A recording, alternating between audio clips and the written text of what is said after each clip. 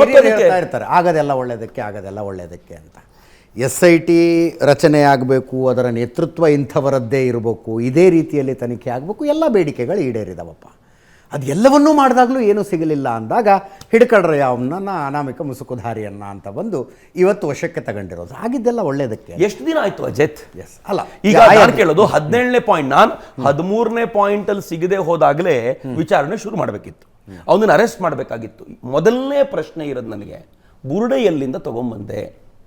ಹೂತಿರುವ ಒಂದು ಶವವನ್ನ ತೆಗೆದು ಅದರ ಬುರುಡೆಯನ್ನ ತಗೊಂಡ್ ಬಂದು ನೀನು ತೋರಿಸ್ತಾ ಇದೀಯಾ ಅಂತಂದ್ರೆ ಇಟ್ಸ್ ಅನ್ ಅಫೆನ್ಸ್. ಅದು ಯಾರಿಗೆ ಸಂಬಂಧಪಟ್ಟಿದ್ದು?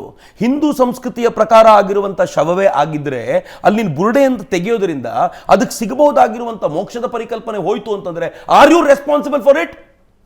ಯಾವ ಆಧಾರದ ಮೇಲೆ ತಗೊಂಡ್ ಬಂದ ಮೊದಲನೇ ದಿನವೇ ಅವನಿಗೆ 4 ಬಾರಿಸಿ ಎಲ್ಲಿಂದ ತಗೊಂಡ್ ಬಂದೆ ಅಂತ ಮೊದಲನೇ ಪ್ರಶ್ನೆ ಕೇಳಬೇಕಾಗಿತ್ತು. ಆದ್ರೆ ಆ ಬುರುಡೆನ ಇಟ್ಕೊಂಡು ಸೆನ್ಸೇಷನ್ ಕ್ರಿಯೇಟ್ ಮಾಡಿದ್ರಲ್ಲ, ಯಾರು ಇವರಿಂದ ಕೂತಿದ್ರು ಅವ್ರಿಗೆ ಅಷ್ಟಾದ್ರೂ ಯೋಚನೆ ಬೇಡವಾ?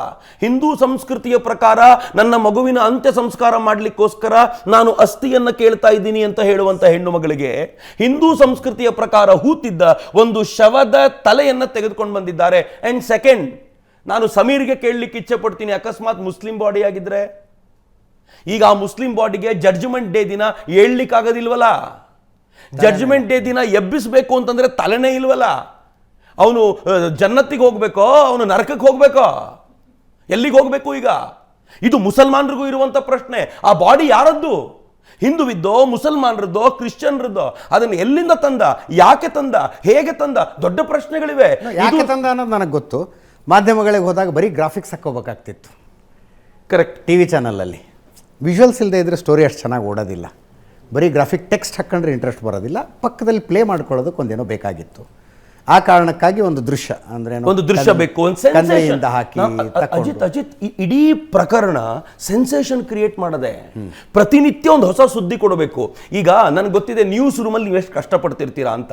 ಒಂದೇ ಸುದ್ದಿನ 3 ದಿನ ಆದ್ರೆ ಜನ ನೋಡೋದಿಲ್ಲ ಅಂತ you will try something new, ಏನಾದರೂ ಸಿಗುತ್ತಾ ಇವತ್ತು ಅಂತ ಆಬ್ವಿಯಸ್ಲಿ ಕಾಯ್ತಾರೆ. ನಿಮಗಿಂತ ಹೆಚ್ಚು ಸೆನ್ಸೇಷನ್ ಕೊಟ್ಟವರು ಅವರು. ಎವ್ರಿ ಡೇ ಒಂದು ಸೆನ್ಸೇಷನ್ ಕ್ರಿಯೇಟ್ ಮಾಡಿದ್ರು. ನೀವು ನೋಡಿ, ಸೌಜನ್ಯ ತೀರಿಕೊಂಡ ನಂತರ ಇದ್ದಕ್ಕಿದ್ದಂತೆ ವೀರೇಂದ್ರ ಹೆಗಡೆ ಅವರ ತಮ್ಮನ ಮಗನಂತಂದ್ರು. ತಮ್ಮನ ಮಗ ಒಂದು ಸೆನ್ಸೇಷನ್. ಅದ್ರ ಮೂಲಕ ಏನಾಯ್ತು, ಜೈನರ ಹುಡುಗ ಗೌಡ್ರ ಹುಡುಗಿಯ ಮೇಲೆ ಅತ್ಯಾಚಾರ ಮಾಡಿದ ಅಂತ ಒಂದು ಕ್ರಿಯೇಟ್ ಮಾಡಬೇಕಿತ್ತು. ಸೆನ್ಸೇಷನ್ ಕ್ರಿಯೇಟ್ ಮಾಡಬೇಕು, ಜನರಲ್ಲಿ ದ್ವೇಷ ಭಾವನೆ ಉಂಟು ಮಾಡಬೇಕು. ಅವನಲ್ಲಿ ಇಲ್ಲ ಆವತ್ತು ಅಂತ ಗೊತ್ತಾದ ನಂತರ ಅವರದಕ್ಕೆ ಮತ್ತೊಂದು ಟ್ವಿಸ್ಟ್ ಕೊಡುವಂತ ಪ್ರಯತ್ನ ಮಾಡಿದ್ರು. ಅವನು ಹೆಲಿಕಾಪ್ಟರ್ನಲ್ಲಿ ಬಂದ ಅಂತ ಹೇಳಿದ್ರು, ಆಡಿಕೊಳ್ಳುವ ವಸ್ತುವಾದ್ರು. ಆತ ಸ್ವತಃ ತಾನೇ ಹೋಗಿ ನಾರ್ಕೋ ಟೆಸ್ಟ್ ಮಾಡಿಸಿಕೊಂಡ.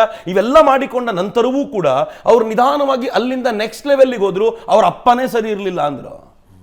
ಎಲ್ಲವನ್ನೂ ತೆಗೆದು ವೀರೇಂದ್ರ ಹೆಗಡೆ ಅವರು ತಮ್ಮನ ತಲೆ ಮೇಲೆ ಕಟ್ಟಿದ್ರು. 2ನೇ ಹಂತಕ್ಕೆ. 3ನೇ ಹಂತದ ಸೆನ್ಸೇಷನ್ ಏನು?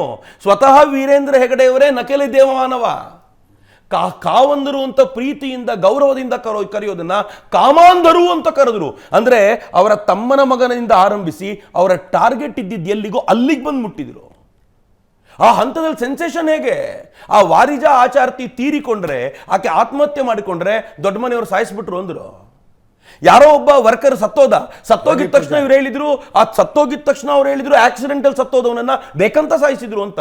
ನೆನ್ನೆವರೆಗೂ ಬಂದು ಹೇಳ್ತಿದ್ದ ನನಗೆ ಸಾಕ್ಷಿ ಕೊಡ್ತೀನಿ ಅಂತ, ಅವನನ್ನು ಸಾಯಿಸ್ಬಿಟ್ರು ಅಂತ. ಅಂದ್ರೆ ಅಲ್ಲಿ ಯಾರೇ ಸಾಯ್ಲಿ ತಕ್ಷಣ ಅಲ್ಲಿಗೆ ಬಂದು ಅದನ್ನೊಂದು ಸೆನ್ಸೇಷನ್ ಕ್ರಿಯೇಟ್ ಮಾಡೋದು. ಈ ಸೆನ್ಸೇಷನ್ ಹೈಟ್ ಇದೆಯಲ್ಲ, ಆ ಹೈಟ್ ಯಾವಾಗ ಆಯ್ತು ಅಂತಂದ್ರೆ ಇಲ್ಲದ ಅನನ್ಯ ಭಟ್ಟನ್ ಸೃಷ್ಟಿ ಮಾಡೋ ಮಟ್ಟಿಗೆ ಬಂದ್ಬಿಟ್ರಲ್ಲ. ಇಷ್ಟರವರೆಗಾದ್ರೂ ಒಂದು ಹತ್ಯೆ ಆಗಿತ್ತು, ಒಂದು ಕೊಲೆ ಆಗಿತ್ತು, ಅಥವಾ ಯಾರೋ ಸತ್ತಿದ್ರು, ಏನಾದ್ರೂ ಆಗಿತ್ತು. ಈ ಅನನ್ಯ ಭಟ್ ಅನ್ನೋ ಹೆಣ್ಮಗಳು ಇರ್ಲೇ ಇಲ್ವಲ್ಲ ಅಜಿತ್, ಈ ತರ ಸೆನ್ಸೇಷನ್.